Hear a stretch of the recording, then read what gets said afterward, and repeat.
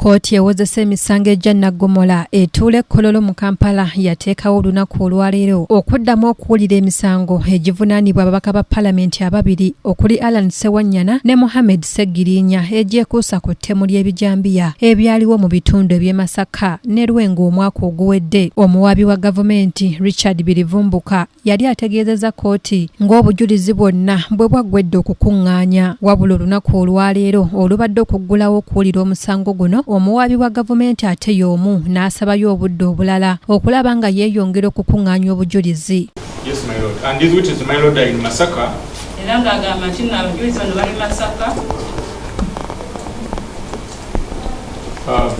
In which case, my lord, we have to talk to them, get the challenges they are facing, and appreciate what kind of witness protection we actually offer them. And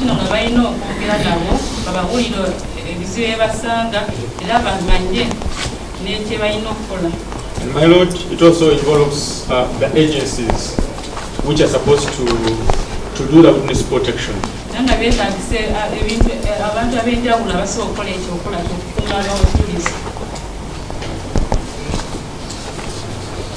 it is from that interaction that, my lord, we can put in an application for witness protection. Wabula bannamateeka abaabawawaabirwa bano abawerera ddala omusanvu okuli Mohammed Ssegirinya, omubaka owa Kawempe North, Ssewanyana wa Makindye West, Serwadda Michael, Muwonge Jude, Wamala Bull, Mugerwa John ne Kanyike okuli Ssaalongo Erias Lukwago, Shamim Malende bawakanyizza okusaba kwa Bilivumbuka. That this court has a duty to jealously guard the sanctity of this particular provision.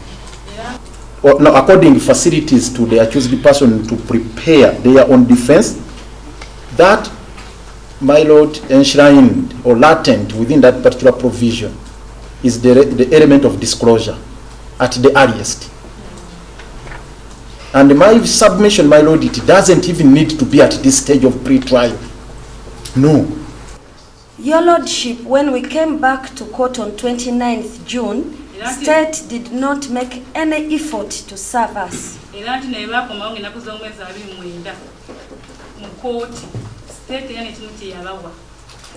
And on that very date of 29th June is when this date was fixed for pre-trial.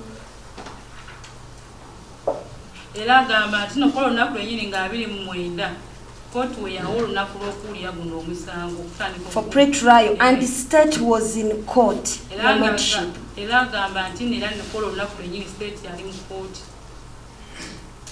Considering the fact that in the previous bail applications we have presented,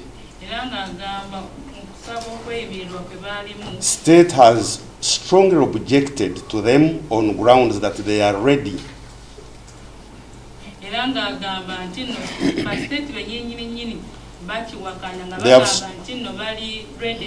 They are ready to proceed with prosecution of this case.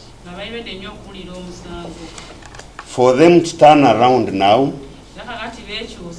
and claim unpreparedness. In that regard, my lord, 30 days are too much. The intention of the state is to delay the matter. Bilivumbuka Richard ne Kyomuwendo Joseph abawaabi ba gavumenti balazenga gavumenti bwetabaddenga na nsimbi okulabirira abajulizi, okubawa obukuumi n'okubatambuzanga, era nga wano we babadde basabira obudde obulala obw'ennaku 3 okubimaliriza. My lord, that process was hampered with the current financial year situation where we've been handcuffed to carry out that procedure, my lord. Pre-trial conference to consider the status of the victims and witnesses and any special needs of the witnesses. The accused person and the defense witnesses, if any. Your Lordship, there is no other time that we could have raised our crucial issue, that is witness protection.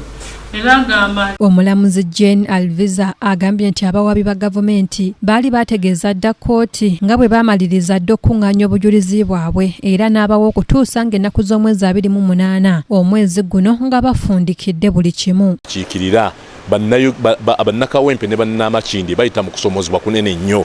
Nolwekyo tusaba gavumenti oba misango ki gye bazza ffe tugamba nti balina misango egyo kyabwe naye tugamba nti balina eddembe lyabwe okuweebwa beyiro okubeera nti basobola okweyimirira ng'abalala bonna bye beeyimirirwa. Bannamateeka babawawaabirwa omuli Erias Lukwago ne Shamim Malende balina bye batubuulidde oluvannyuma lwa kkooti. Omuntu awawaabirwa okubeera nga afuna obwenkanya era nga mukyo kye baga nti okusobola okufuna obwenkanya ng'owozesebwa omusango olina okufuna obujulizi bwa gavumenti oba bwa state mu budde naawe osobola okweteekerateekera naye kati babutumye ate obudde butambula. Kakati kkooti ejja kufikisinga olunaku olw'okuwulirwa nga tetunnafuna bujulizi buno nga naffe tusobola kutegeka defense mangu ddala kuba naffe tulina okufuna abajulizi abaffe nga naye tumala kulaba bujulizi bwa gavumenti tulyoke tugambe nti kino kyakulimba therefore tulina ono abajja okukiwaako obujulizi naye kati watali bujulizi. Naye nga ffe kye twebuuza nti okumala kumpi omwaka mulamba ababaka gwe bagendamu nga bali mu kkomera bulijjo omuwabi wa gavumenti alinda ki okukola enteekateeka okulaba nti abajulizi baba beetaaga okukuumibwa mu kifo ekikusike kikolebwa. N'olwekyo kyova olaba nti ffe tutegeezezza kkooti nti buno bwonna bukodyo bwakugezaako okugira nga bakuumira ababaka emabega w'ebitayimbwa. Omulangira Jonji Moses yakusakidde eggulire lino ku lwa KTV amalindirire.